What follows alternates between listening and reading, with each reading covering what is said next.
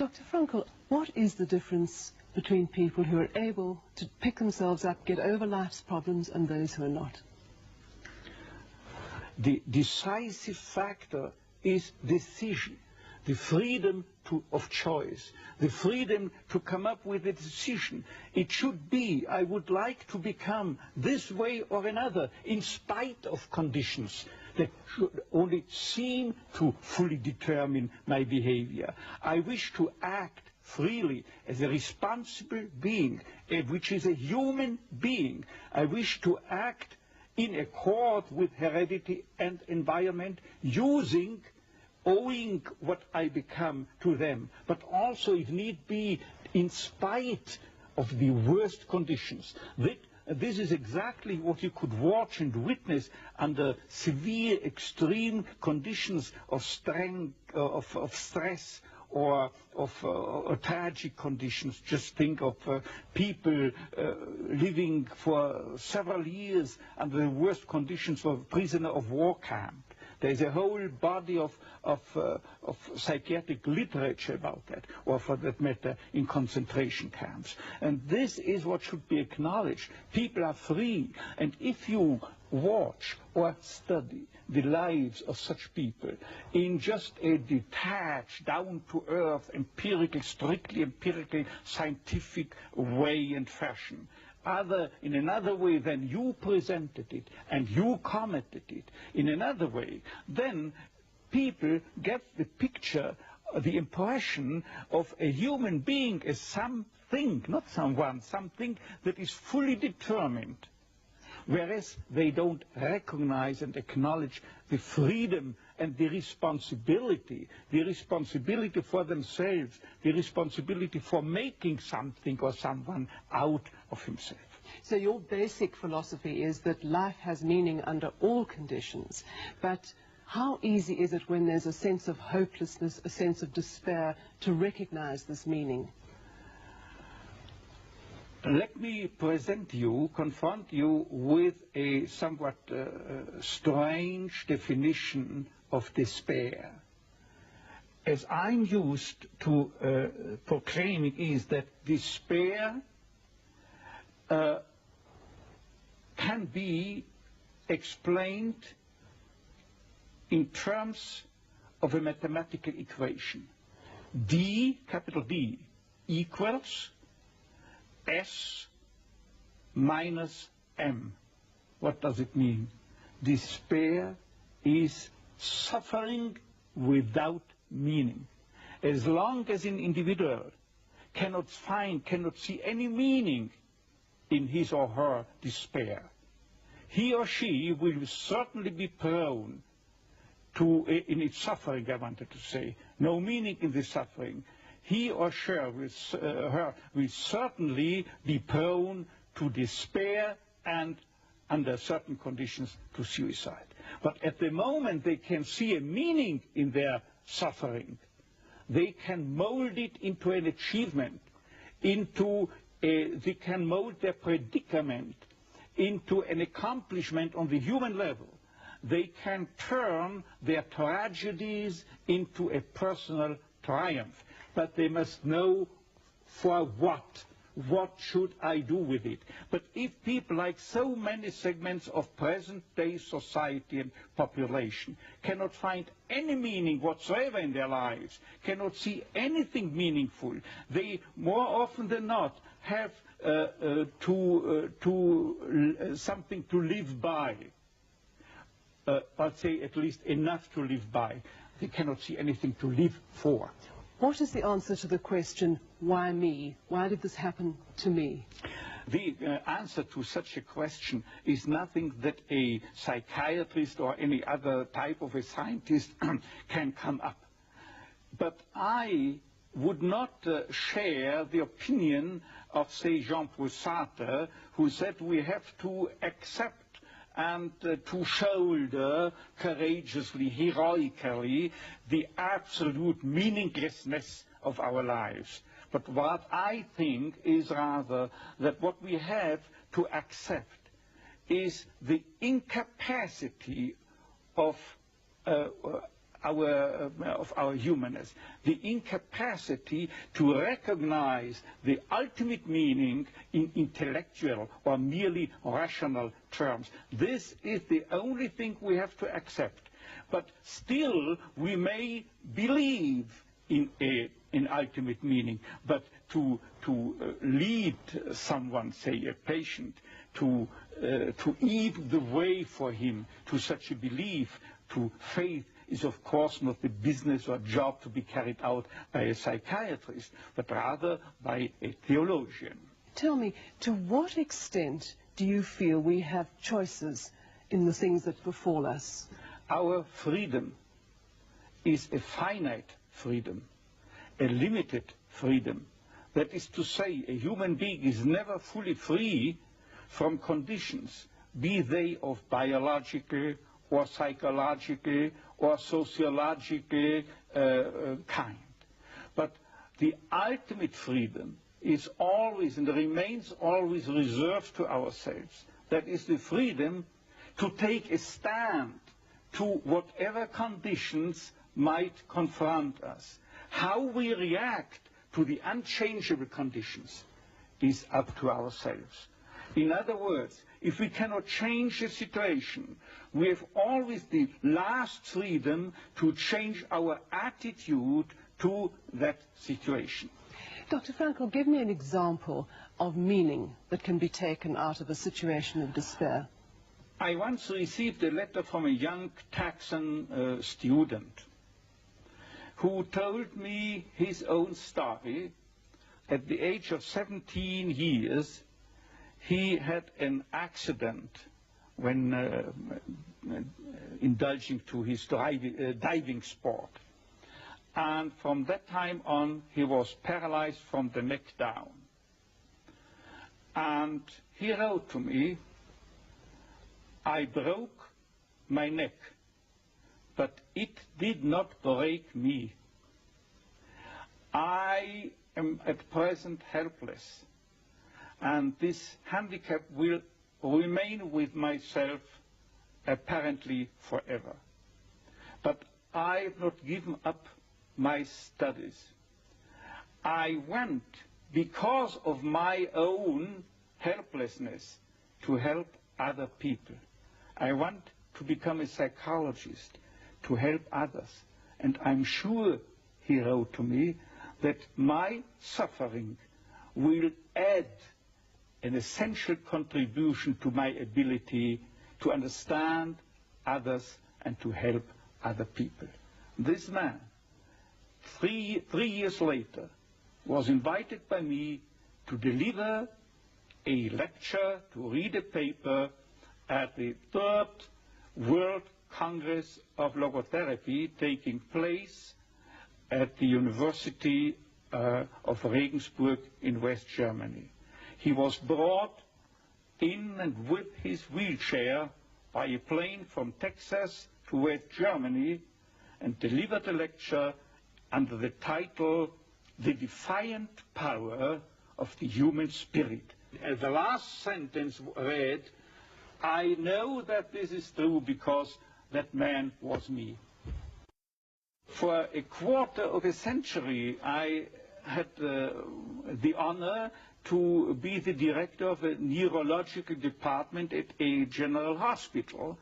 And believe me, throughout that time, I had ample opportunities to watch and witness how most young people could master their fate.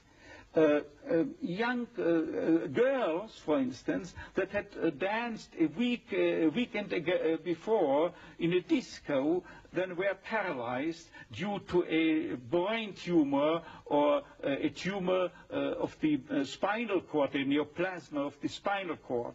Or how young men who the last weekend still were skiing in the Austrian Alps or driving their Yamaha motorcycle, could no longer move a leg. And I've seen people who were amputated. All 4 extremities had to be taken away due a certain case, what I have in mind, due a high voltage electric accident. And I know that one told his former nurse from the hospital, he wrote to her a letter, before this terrible accident, I was bored, always bored and always drunk. And since my accident, I know what it means to be happy, imagine, with no extremities. I know what it means to be happy. His life had become full of happiness again, simply because as long as you are pursuing happiness, as the phrase reads, as long as you are aiming at happiness, you cannot obtain it. The more you make it a target, the more you miss the aim.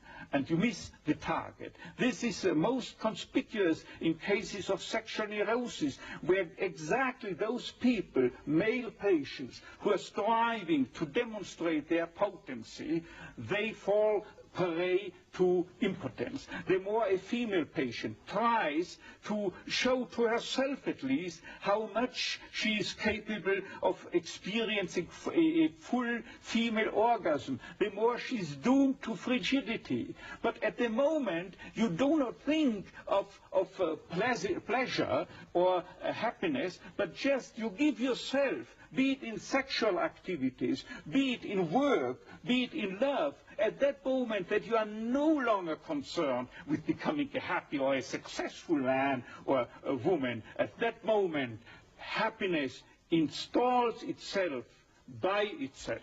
But Dr. Frankl, tell me, how could the people in the death camp at Auschwitz, and you were there yourself, what meaning could they take out of an absolutely hopeless situation? They knew they were going to die. What I can say about the lesson I took home from Auschwitz and Dachau and so forth, let me prefer to speak in a more personally detached way by referring to the absolutely parallel experiences and experience that people had in prisoner war camps.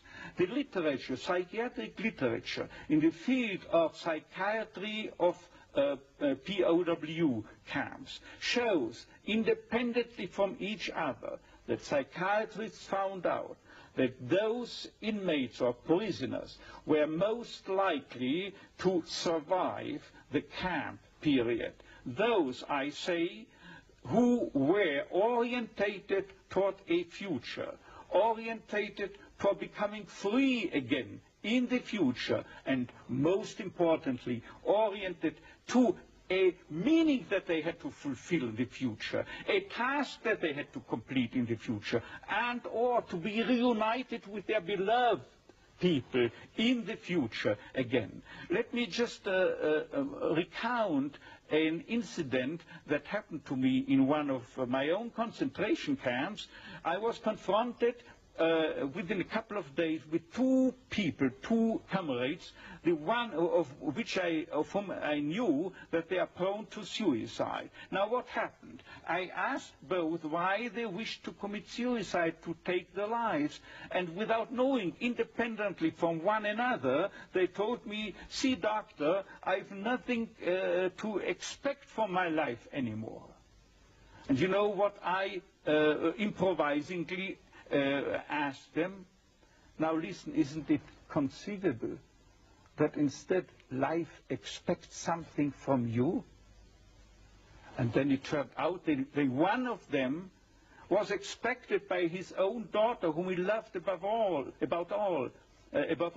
In the United States, she had already succeeded in emigrating. And the other then frankly told me and confessed that there was a series of books that he had written and or edited in the field of geography, it was, as far as I remember, and he wanted to complete this series of books. And at that moment there was something like a Copernican reversal. Suddenly the scenery had turned 180 degrees around. Suddenly they saw they have to do something for the world. and not waiting until the judgment is issued, death or survival. But these very people have the highest chances to survive under equal circumstances, of course. What I mean is that millions had to die in the concentration camps, particularly in Auschwitz, as you might know, and millions and hundred thousands of them were certainly oriented toward a meaning, if for no other meaning, in religious terms. And they had to die, as they would have said, the Kiddush Hashem, for the glorification of God, out of their own beliefs in the gas chambers. So even at the moment of death, they were able to take meaning out of that moment of death. Exactly. You see, there is what I'm used to calling, when speaking to my students, as the tragic triad of human existence, consisting of pain, death, and guilt. Nobody is spared suffering from diseases, pain. No one of us human beings can escape death, finally. And there is no one who could keep himself free from guilt. It is not possible. But always, as I put it before, always suffering, tragedy can be turned into a triumph, into a human achievement. And as to death, it could well serve as an incentive to responsible action, because unless we were mortal, imagine if we were immortal, then we could postpone everything. There were no hurry. There were no need to do something right now. But there is a wonderful word of an author who has not written but said it about 2,000 years ago. You find it in the Bible. It is Hillel, H-I-L-L-E-L, who once said, if I'm not doing it, who will do it? If I'm not doing it right now, when shall I do it? But if I'm doing it only for my own sake, what am I? This means no really human being. Because a human being is not someone, as psychotherapeutic systems depict the human being. He is not someone that is concerned primarily and originally with complexes, conditions, conflicts, and problems going on within his psychological system, intrapsychically, as it were. But normally, fundamentally, originally, primarily, basically, any human being is concerned with something out there in the world, is concerned with someone out there in the world, a work to do, a job to complete, a task, a meaning, a mission in life waiting for him exclusively to be materialized, to be actualized by him and by no other person. Right now, who else if not he? And finally, this he doesn't do for himself, for his tranquility, for his discharge of tensions, for his inner equilibrium, for getting rid of the stimuli of the superego which is dissatisfied, or obeying the father image. But he's doing it for the sake of a cause to serve, or another person to love, and never for himself only. Thus, this is what man can do. And imagine if he were not mortal, then he could postpone everything. There would not be the 1/3, the 2/3 of Hillel's dictum. There would not be sense in the formulation when, if not now, because he's immortal. To get back to suffering and despair, sometimes it seems that some people seem to have a much heavier load than others. Do these people not feel after a while, can I still continue to take meaning? You wouldn't believe it. It comes to mind that there is a specific statistical, empirical, strictly empirical study that was published a couple of years ago by two famous psychologists, And it turned out, by way of not only of statistics, but by test batteries, that people prone to death, who knew that they were dying soon, had a higher sense of meaning than normal populations.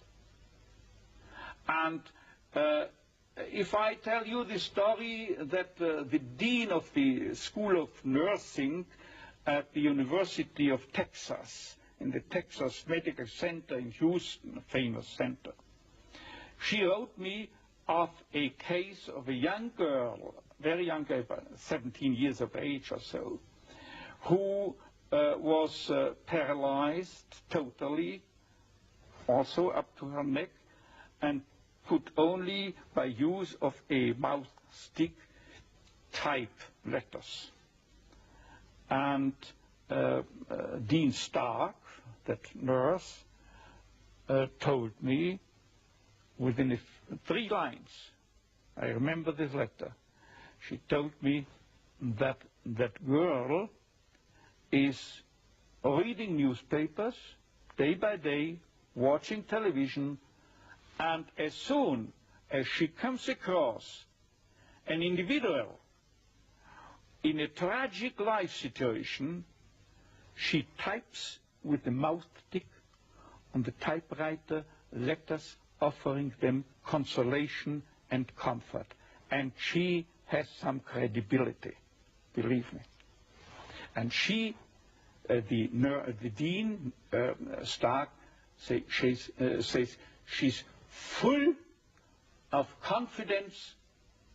She has a strong sense of abundant meaning in her life, while others who cannot see meaning under the best conceivable of conditions take their lives because they are frustrated.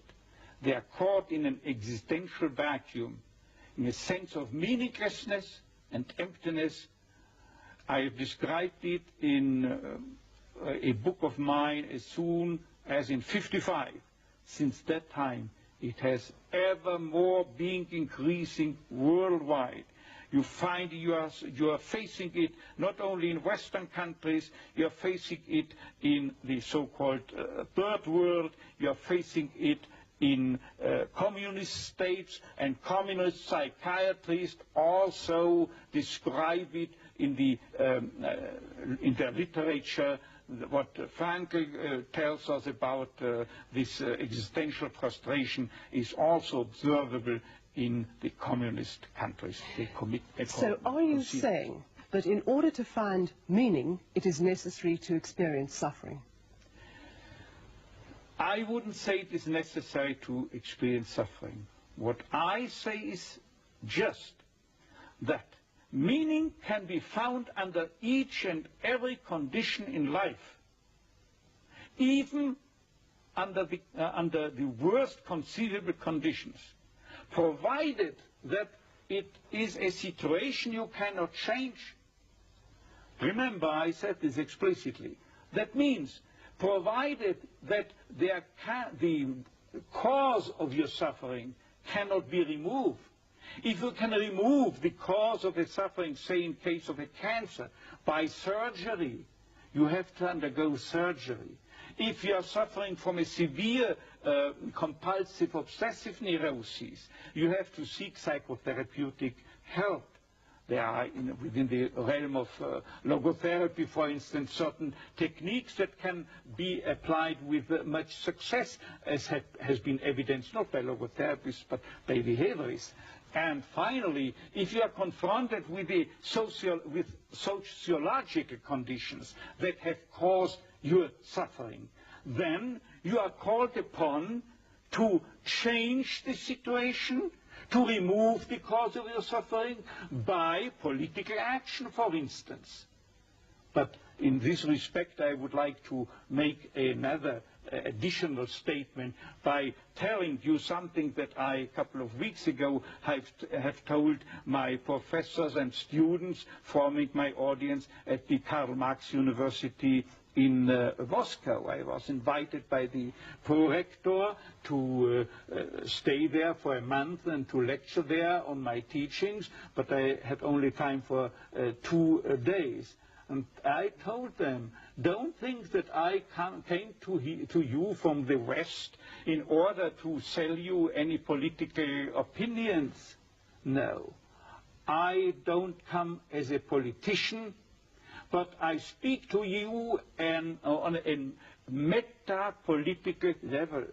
This means that I recognize only, on a worldwide scale, only 2 styles of politics, or 2 types of politicians. The one is he, the politician, who thinks that the end justifies the means, any means, while the second type remains fully aware that there are means that would desecrate even the most noble end. And they were applauding that and understanding. And so I don't come into any country with a preconceived political conviction.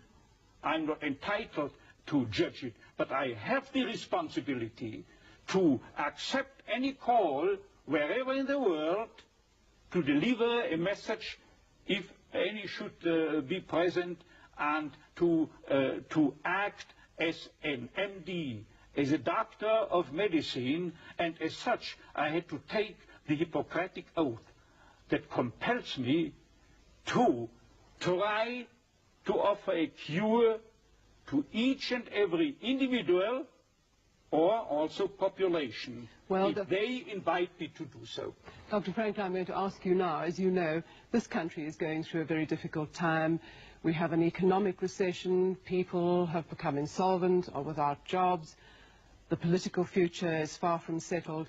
Do you have a message for us, a message that could give us hope and meaning? You see, the only message I can deliver is a principle that I have adopted. I well remember throughout the days I had to spend in Auschwitz. There is statistical evidence that my chance to survive Auschwitz, real statistical evidence, was 29 to 1. And I had the feeling that it was like that. And still, I applied the philosophy of Sir Karl Popper, whose nucleus means that you cannot prove any hypothesis. The only thing you can do is falsify it, show that it is not valid, that it is not tenable. And without knowing his philosophy, I only met him the first time a couple of years ago, I applied this theory inasmuch as I told myself, Viktor, the chances are very, very low and small. Probably you will be sent to the gas chamber, and still there is nobody who can guarantee me and convince me with 100% certainty that I shall not survive but end in the gas chamber. As long as I have no guarantee that I will have to die within the next days, I continue behaving and acting as if I would spare this fate. Dr. Frankl,